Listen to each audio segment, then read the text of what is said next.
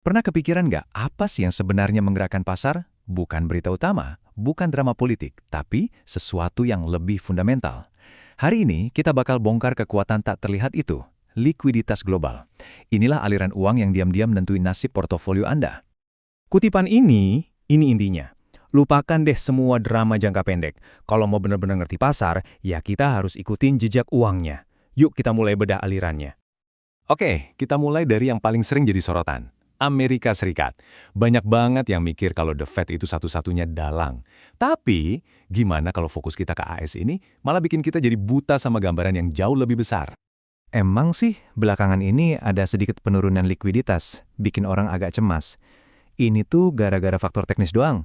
Kayak pemerintah AS lagi ngisi dompetnya yang namanya TGA setelah drama anggaran kemarin. Tapi poin kuncinya di sini. Ini cuma sementara. Karena begitu urusan teknis ini kelar, keran likuiditasnya bakal dibuka lebar-lebar. Coba bayangin, pemerintah mulai belanja gede-gedean lagi, The Fed motong suku bunga, terus mereka berhenti nyedot duit dari sistem. Ini bukan cuma gerimis, ini tsunami likuiditas yang siap datang. Dan ini baru dari AS doang loh. Nah, disinilah bagian ajaibnya. The Fed itu secara nggak langsung malah nyiptain siklus yang nguntungin pasar.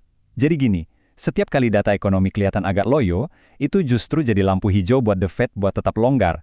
Suku bunga rendah kan, jadi bensin buat ekonomi, dan ya gitu terus siklusnya muter. Bisa dibilang, bad news is good news buat pasar. Tapi, ini nih pertanyaan besarnya. Jangan-jangan kita semua ini terlalu terobsesi sama The Fed? Jangan-jangan ada gajah lain di ruangan yang gerak-geriknya justru lebih nentuin arah pasar?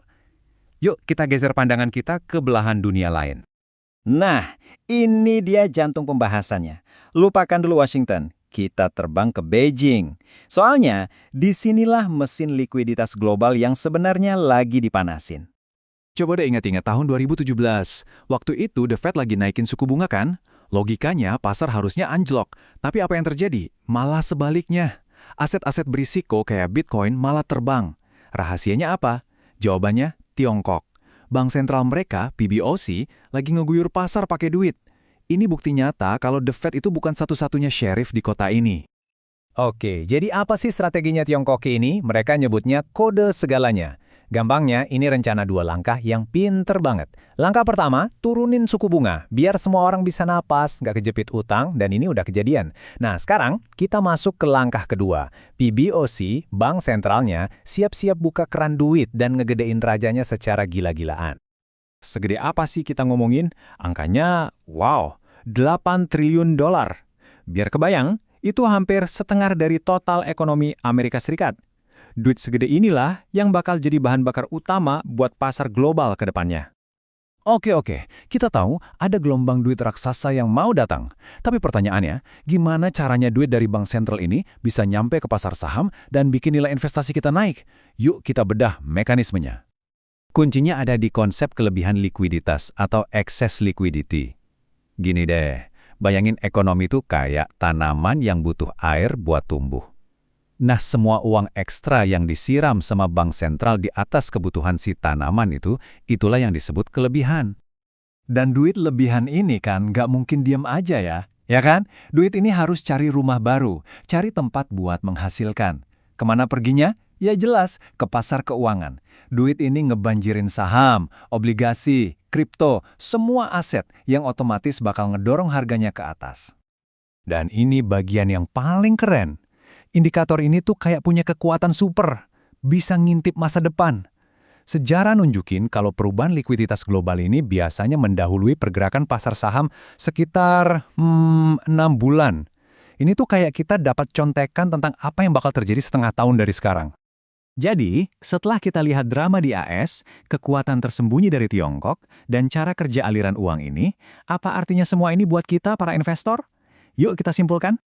Kesimpulannya simpel banget, tetaplah optimis. Atau kalau kata analisnya, we're still bullish.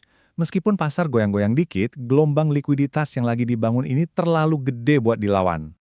Jadi, semua berita-berita negatif yang mungkin Anda dengar belakangan ini soal anggaran pemerintah, ancaman tarif, dan lain-lain, anggap aja itu semua noise. Cuma gangguan jangka pendek yang nutupin sinyal utamanya, tsunami likuiditas global yang udah di depan mata. Nah, menjelang akhir tahun ini, ada 3 mesin pendorong yang jalan barengan. 1. The Fed yang makin jinak, 2. Tiongkok yang siap ngeguyur pasar, dan 3. Biasanya kuartal 4 itu musimnya pasar lagi bagus-bagusnya. Kombinasi maut ini susah banget buat dilawan. Jadi, mari kita tutup pembahasan ini dengan satu pemikiran. Mungkin, udah saatnya kita nggak lagi terlalu terpaku sama setiap bisikan dari The Fed. Karena bisa jadi, raja yang sesungguhnya di pasar global sekarang ini ada di timur. Nah, ngerti pergeseran kekuatan ini bisa jadi kunci buat kita bertahan dan bahkan untung di pasar masa depan.